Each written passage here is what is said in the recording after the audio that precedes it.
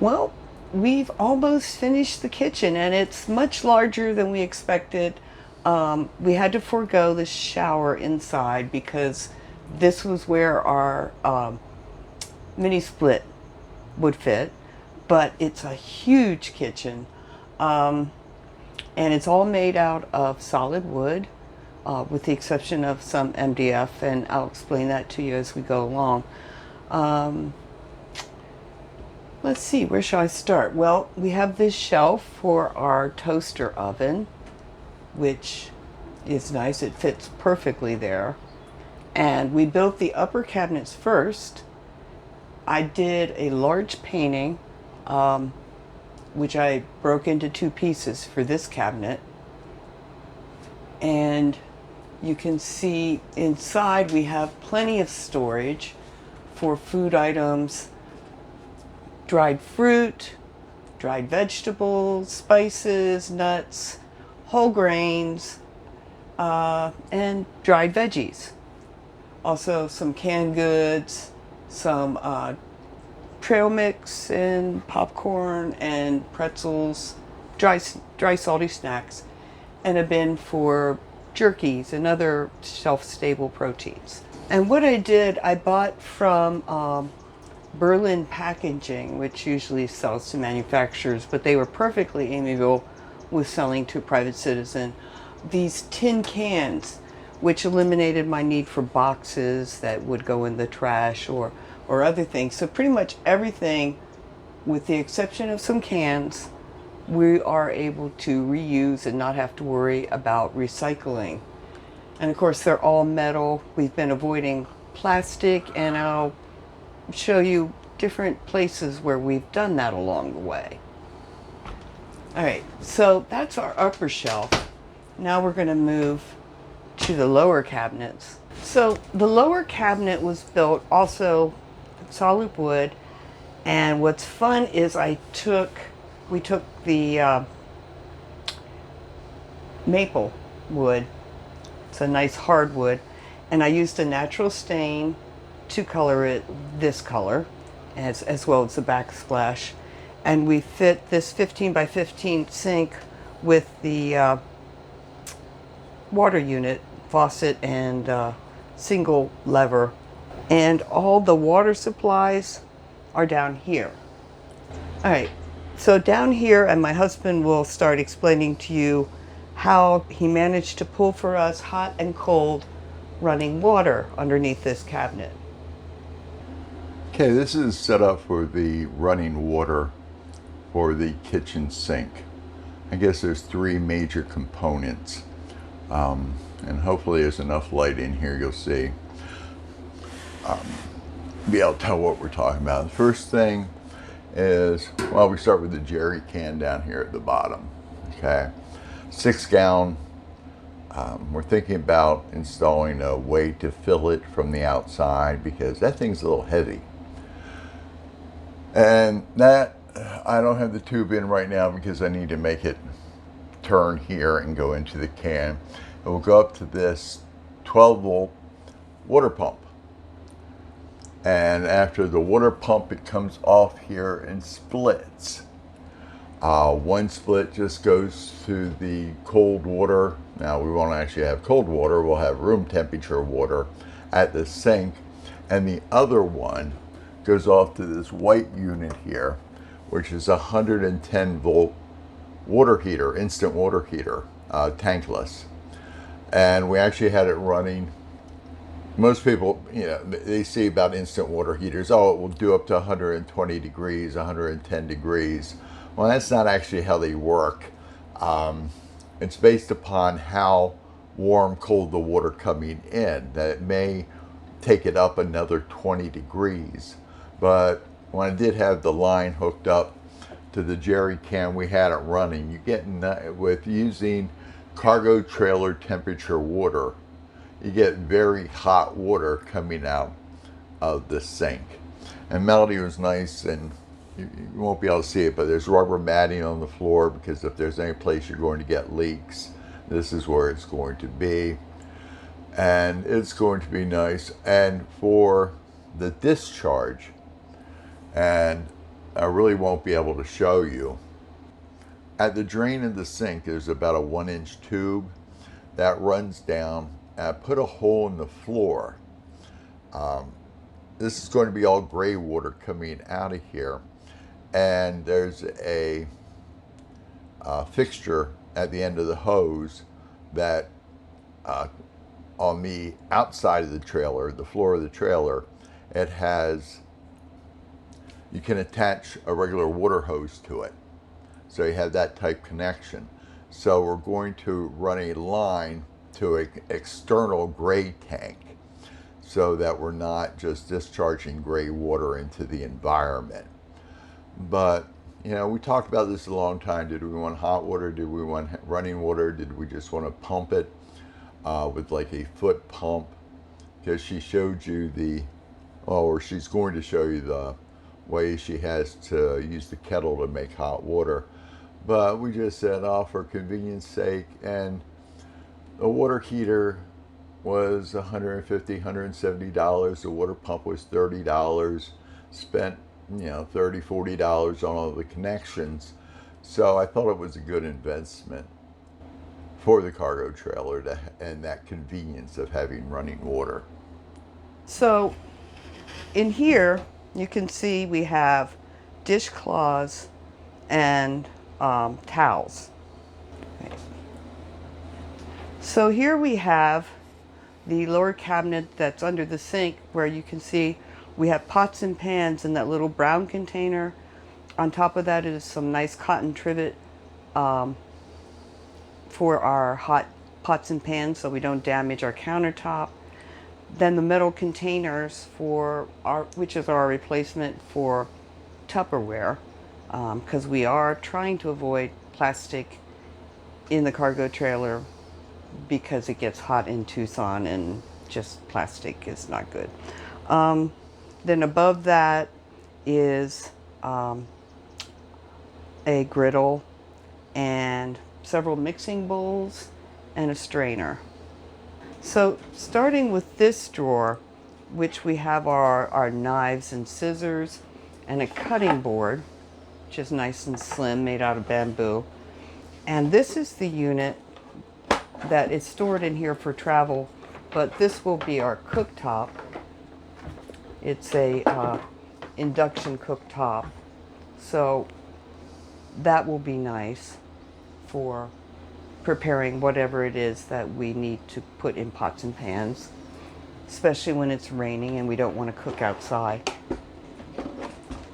I should have mentioned with the cookware that I bought a set that we can cook over open fire or with an induction burner, so it'll be nice for whatever purpose. In this shelf we have the mixing utensils, lots of bamboo, some tongs, small strainer, nutcracker, these things, which are good for baking, and they're reusable, so there's no throwaway with those. Measuring cups, measuring spoons,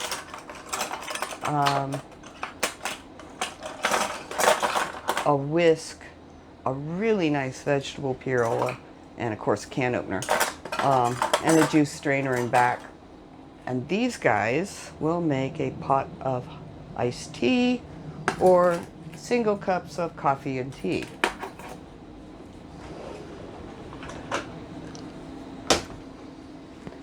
This drawer is full of our dining ware, plates, bowls, they're enamel, cotton napkins, again, less waste, silverware, and coffee bean grinder, which can also be used for seeds and other things that we might find along the way while we're foraging.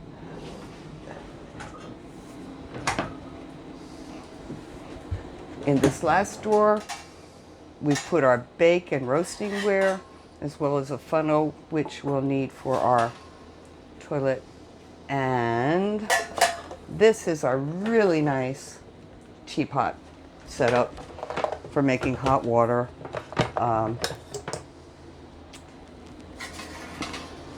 Which is metal. Like we said, we've tried to stick with mostly metal. Also in here is some baking gear, a nutcracker, and an insanely good manual food processor, which I will show to you once we get on the road.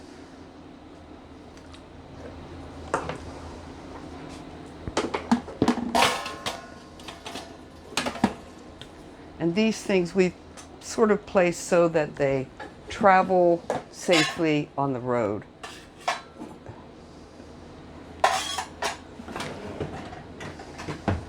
Okay, this last cabinet is an ingenious thing that my husband thought up.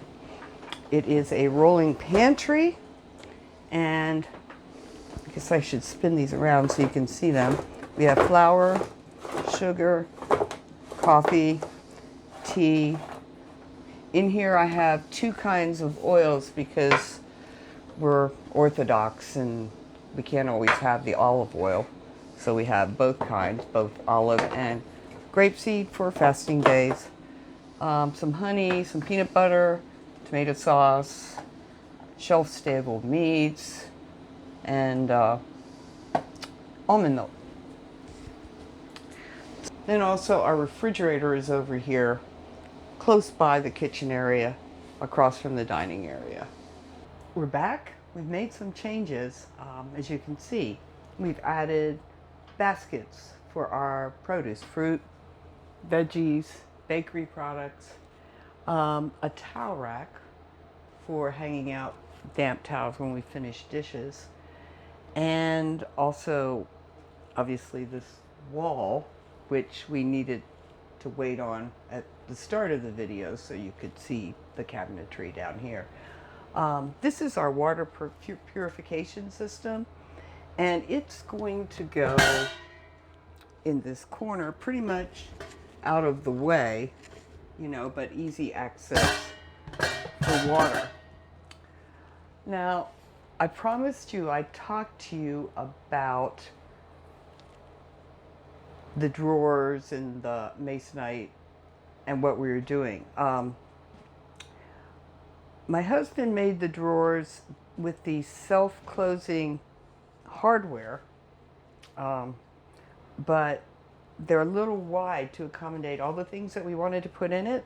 So even though it doesn't self-close, it's pretty secure. We have to push it back. So the nice thing about that is as we drive down forest roads, hopefully our cabinets won't fly open.